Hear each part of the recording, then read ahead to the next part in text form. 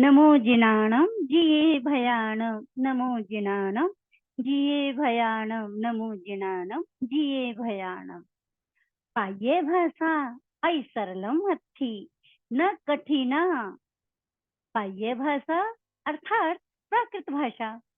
प्राकृत भाषा जैन धर्म की ही नहीं, पूर्ण विश्व के जितने भी साहित्य हैं सब में प्राकृत भाषा का देखने को मिलता है कि प्राकृत भाषा से ही हमारी सारी भाषाएं उत्पन्न हुई हैं।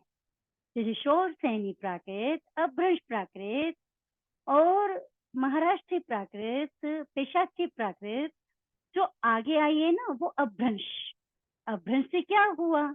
उससे आधुनिक भाषाओं का जन्म हुआ।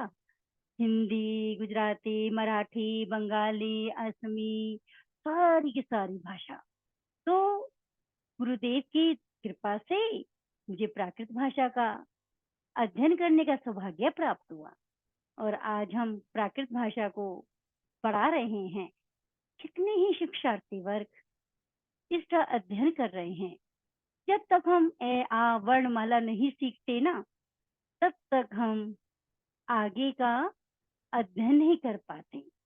क्योंकि जिसे कहते हैं 12 खड़ी, तो प्राकृत की 12 खड़ी अलग है और इसके बाद में 12 खड़ी का प्रयोग सब में होता है। तो किसी में अक्षर कम होते हैं, किसी में ज्यादा होते हैं। पर प्राकृत भाषा को हम पाइये भाषा, जो राष्ट्रभाषा हिंदी है ना हमारी, उसी वो भी निकली है किससे? प्राकृत अपभ्रंश भाषा से निकली है। तो गुरुदेव ने अभी फिलहाल रविवासरे दिने 75वीं हीरक जयंती नवकार जपो मंत्र, तो ये साधना चल रही है, हर महीने होती है। तो उनमें एक अपना व्याख्यान में बताया कि अब 4-5 महीने के अंदर 2024 में जनगणना होगी और जनगणना होगी ना, तो वहां पर 2 कॉलम हमें भरने हैं। एक तो हम हिंदू हैं, जैन हैं, क्या हैं? तो जैन हमारा, हम धर्म जैन धर्म को अपनाते हैं, तो हमें जैन कॉलम लिखा होगा तो उसमें हमें टिक करना है। और दूसरा राष्ट्रभाषा हिंदी है, उसके साथ में मुख्य है और गौण भाषा को भी हमें टिक करना है। तो सब याद रखें कि हमें प्राकृत भाषा को टिक करना है। अब वो जनगणना वाले पूछेंगे कि भाई प्राकृत भाषा कैसे जानते हो तुम? तो प्राकृत भाषा में है क्या? तो ये देखिए, हमारा सबसे बड़ा मंत्र नवकार मंत्र, वो हमारा प्राकृत भाषा में है। तब हम गुरुओं को वंदना करते हैं ना, तो तिक्कतों का पाठ भी वो भी प्राकृत भाषा में है।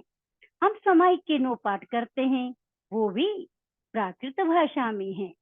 हमारा जैनागम साहित्य भी, चाहे वो आचारांग है, सूत कथांग है, दशवे कालिक सूत्र है, भगवती है, जितने 32 आगम हैं, या मूर्ति पूजक शताम्बर के हिसाब से 45 आगम। चलो, दिगंबर आमने नहीं भी मानते, वो प्रथमानुयोग, कर्णानुयोग और ये मतलब चारों अनुयोग को स्वीकार करते हैं। किंतु पूरा जो पुराना है ना उनका षट खंड का आगम पुष्पदंत और भूत बलि के द्वारा, उसमें भी क्या नाम लिखा है? षट खंड का आगम। तो 6 खंड वाला आगम इसी तरह से बहुत प्राचीन है, वो भी जिसको मानते हैं, स्वीकार करते हैं, वो भी प्राकृत भाषा में है। वो शौरसैनी प्राकृत है और श्वेतांबर जो स्थानकवासी आगम है वो अर्धमागधी आगम है प्राकृत। तो सारी जितनी भी भाषाएं निकली है ना, वो प्राकृत भाषा से ही निकली हुई हैं। पढ़ पाइयम बद पाइयम रसौ पाइयम चिरम घरे घरे जा पुनापी पढ़ पाइयम बद पाइयम नानुभेवम आगम बकम रति अत भव भयावहारी मुनि अज्ञ चित्ती अचति जस पणयणो बड पाइयम बद पाइयम बड पाइयम बद पाइयम। और हम इसका ऐसा विकास करें कि प्राकृत को पढ़े और बोले भी और उसका चिंतन मनन भी करें।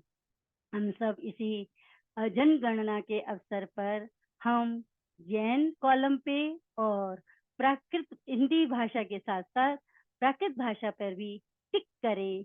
यही हमारी मनोकामना और हमारे गुरुदेव के द्वारा जो संदेश पहुँचा है पूरे विश्व को जाए और सभी जैन अनुयायी और जो भी प्राकृत भाषा के जानते हैं, जय महाराष्ट्री कहते हैं ना कि जो सेतुबंध है, गाहा सप्तती है, वज्रलग है और लीलावही है, ये सब प्राकृत में हैं।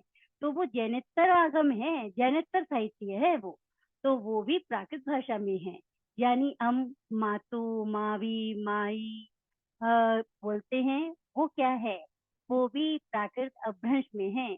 अपभ्रंश की एक बहुत बड़ी विशेषता है मातु, उकार बोला। तो हम कैसे कहते हैं ना, मम्मू आओ पप्पू बेटा ओ लालू आजा। तो ये देखो, ये सब प्राकृत भाषा है, ये सब अपभ्रंश है जिसको हम प्यार से बोलते हैं। तो आगे कभी टाइम समय लगेगा तो उसके बारे में विस्तार से बात होगी। और हम जय जय गुरु रविंद्र मुनि, जय जय जय जय गुरु रविंद्र मुनि, नमो नमो पय्ये भाषा, नमो नमो पय्ये भाषा। हम जय जिनेन्द्र करते हैं, नमो जिनी नमो जिनाणम। जिन भगवान को हम सब नमस्कार करते हैं और नमो के योग में हम चतुर्थी विभक्ति का प्रयोग कर रहे हैं और नमो अव्यय है। तो नमस्कार मंत्र में भी, नवकार मंत्र में भी हमने देखा है कि सभी इसको बड़ी श्रद्धा से समझते हैं, जानते हैं। और ये नवकार मंत्र जो है सभी पापों का नाश करने वाला है और सभी मंत्र इसमें समाये हुए हैं, क्योंकि यहाँ पर गुणों की पूजा है, व्यक्तिगत विशेष पूजा नहीं है। कहने को तो 24 तीर्थंकर हैं जैन धर्म के अंदर, पर किसी का भी नाम नहीं है। किसी ना महावीर भगवान का, ना पार्श्वनाथ का, ना चंद्र प्रभु का। सिर्फ श्रद्धा से जिनको देखो जानो, वो सब उसमें नवकार मंत्र में समा गए हैं। गुरु गोविंदो खड़े खागेला गोपाल, बलिहारी गुरु आपने गोविंद जो मिला। ऐसे गुरुवर को शत बारंबार बारंबार वंदन नमस्कार। आपसे नम्र निवेदन है कि आप सब जैन और राष्ट्रभाषा हिंदी तथा प्राकृत भाषा पर अपने जनगणना में टिक लगाएं और इस प्राकृत भाषा को खूब आगे बढ़ाएं।